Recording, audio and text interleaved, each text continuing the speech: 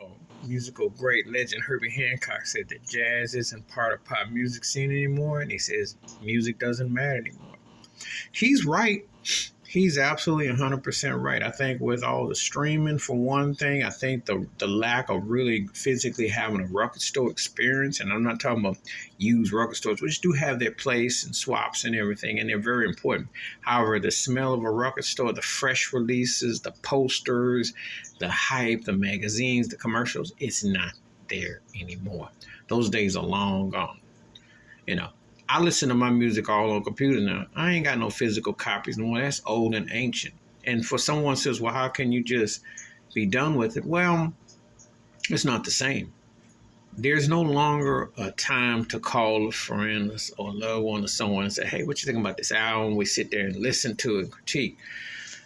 Billboard, all of them, they're not the same no more. They're taking any kind of sound scan. They're taking any kind. They're not even doing sound scan. They're taking any kind of stream or like or something and marginalizing the business, making it to a joke. Everybody is getting an artificial plaque.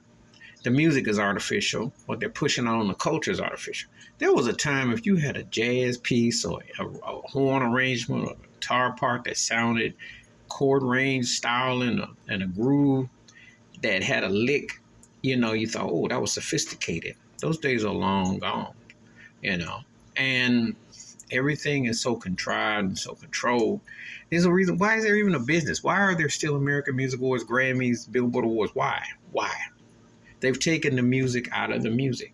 All it is a compartmentalized sound system to everything you've known.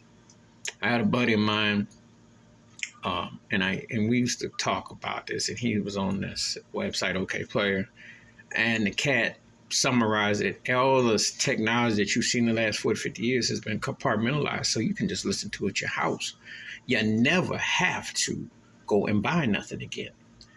But also, they're not pushing it they're not with the schools. They're not pushing it. They're pushing a certain type of sound, a certain type of artistry to push the agenda. So music is just kind of like a byproduct. It's like in the background. You don't even, there's nothing to get hyped about. There's no joy of sitting there longing when you're reading the credits and looking at the cover. The albums still sell because people, retro and all that. However, it's not selling where they're pushing the new music and pushing the versatility. They pushing like a artist here and there, but they're not making. And as far as jazz, Herbie Hancock, that's a bygone era. 40 years ago, Rocket was a huge hit, and he could dabble, and you had other artistry. But I think when they went to the smooth jazz route, when Kenny G's of the world and others blew up with that style and watered it down, and then everything just got so homogenized. Because I think The Weeknd had a song with Kenny G's Tired One Note on it, and it was a hit. That's all people want. They don't demand nothing, and they don't hold these labels accountable and hold the industry accountable, so that's what you get. So if you got a strong collection or a strong memory, stick to it.